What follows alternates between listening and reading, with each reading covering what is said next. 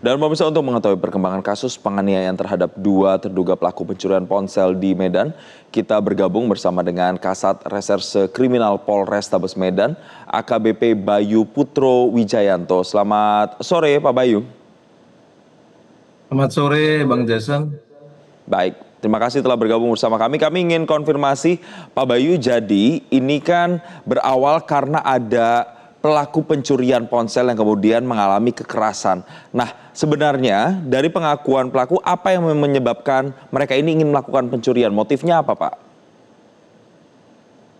Jadi Bang, kami jelaskan dari Polrestabes Medan yang saat ini masih berproses terkait penanganan peristiwa yang diawali dengan pencurian di toko ponsel, kemudian ada tindak pidana lainnya terkait penganiayaan dan perbuatan perkara undang-undang darurat atau sajam, di mana perkara awal ada perbedaan antara perkara awal pencurian kemudian dilanjut dengan penganiayaan. Kami jelaskan bahwa terkait pencurian ini terjadi pada tanggal 23 September 2025. Kemudian ada jeda waktu sekitar beberapa hari, tanggal 3 hari kemudian, tanggal 26 baru terjadi tindak penganiayaan karena ada laporan dari pihak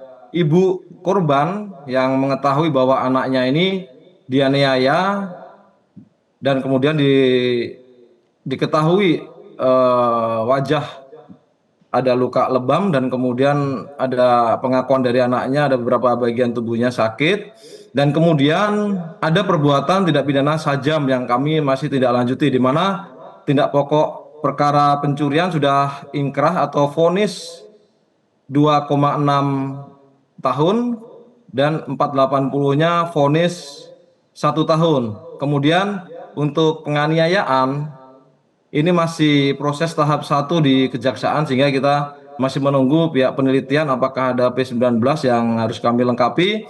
Terkait tindak pidana sajam, sudah P21 menunggu untuk proses tahap 2. Jadi motif terkait tindak pidana pencurian yang dilakukan oleh kedua orang, saudara G dan saudara K ini, karena mereka selama 2 minggu yang seharusnya 1 minggu mereka harus menerima gajian, selama 2 minggu bagi kedua pelaku ini tidak atau belum menerima gaji dari korban pemilik konter handphone, Bang Jason. Ya, Pak Bayu, lalu kan informasinya sudah 1 yang kemudian diamankan, tapi masih ada sekitar 3 orang yang masuk daftar pencarian orang. Bisa dijelaskan Pak, ini backgroundnya siapa saja Pak, 4 orang ini Pak? Betul Bang Jason, jadi memang yang sudah kami amankan, memang dalam hal video yang sudah kita lihat pada saat proses tersebut, memang ada beberapa orang yang diduga dalam melakukan tindak proses penganiayaan ataupun tidak secara bersama-sama melakukan tindak kekerasan. Ada 4, jadi saat ini yang sudah kita amankan 1 sebagai korban atau pemilik toko counter handphone, di mana memang dari peran-peran masing-masing sudah digambarkan oleh saksi yang berada di situ, 2 saksi yang berada di kamar hotel, dan ada 1 saksi yang memang mengetahui secara langsung. Dan kemudian untuk ketiga tersebut saat ini prosesnya kami sudah terbitkan DPO dan dalam tahap proses pencarian, dan akan kita sebar untuk DPO tersebut agar kami segera untuk melakukan penangkapan atau mencari yang bersangkutan apabila nanti dari informasi diketahui keberadaannya, maka kami pun akan melakukan tindak upaya hukum. Kemudian kami jelaskan Bang, memang peran-peran masing-masing sudah kita faktakan dari kami melakukan prarekonstruksi sebanyak 3 kali, dan itu pun dihadiri, yang pertama dihadiri oleh para saksi, kami lakukan di TKP ataupun di tempat kejadian perkara di Hotel C. Kemudian beberapa hari kemudian kami melakukan prarekonstruksi bersama dengan satu tersangka yang sudah kita amankan dan bersama dengan saksi utama. Yang kedua kami lakukan rekonstruksi jami, yang ketiga pun kami lakukan prarekonstruksi untuk persesuaian dari siapa berbuat apa dan kemudian bagian masing-masing, Bang. Oke, jadi dari yang sudah diamankan dan juga ada 2 terduga pelaku pencurian, tentu data-data sudah dikumpulkan, Pak. Ada fakta-fakta baru apa, Pak, yang kemudian bisa diungkapkan?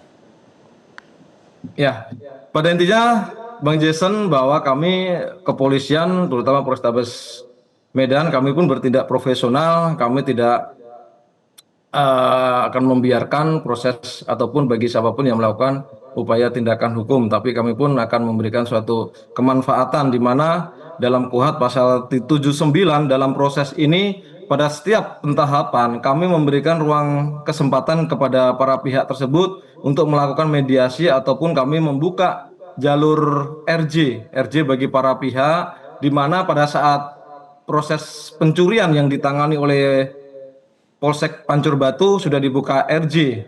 Berhubung karena tidak ada kesepakatan, karena dari pihak pemilik ponsel ataupun yang sudah kita amankan atau pelaku dalam tindak penganiayaan memberikan nilai yang tidak bisa dipenuhi oleh pihak korban. Kemudian ada yang kedua, mediasi yang kami buka kesempatan pada saat setelah pelaporan pencurian, di mana pelaporan penganiayaan ini dilaporkan oleh ibu korban 3-4 hari setelah tindak pidana pencurian LP dibuat, dan pada saat diketahui ibunya menjenguk pada saat di Polsek menjenguk korban, diketahui ada luka-luka, kemudian melaporkan di Polrestabes.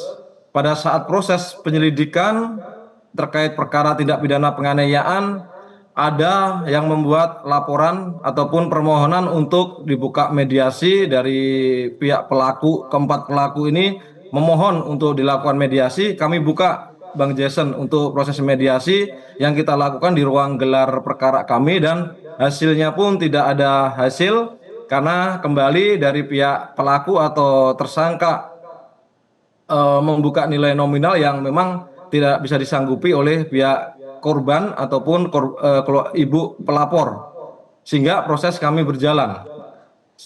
Begitupun proses berjalan, ada 2 lagi terkait permohonan perdamaian, dan itu pun dibuat dan dicabut kembali, Bang Jason. Jadi inilah upaya-upaya kami sehingga kami berusaha untuk membuka jalur dari sisi di luar jalur proses pidana, Bang Jason. Baik, terima kasih Pak Bayu atas konfirmasi. Kita akan sama-sama melihat nanti bagaimana jalannya proses hukum yang berjalan, apalagi masih ada 3 orang yang masih masuk DPO. Semoga ini bisa segera diamankan dan kasusnya bisa segera diusut. Terima kasih Pak Bayu atas konfirmasinya bersama kami di Newsline. Jelajahi cara baru mendapatkan informasi. Download Metro TV Extend sekarang.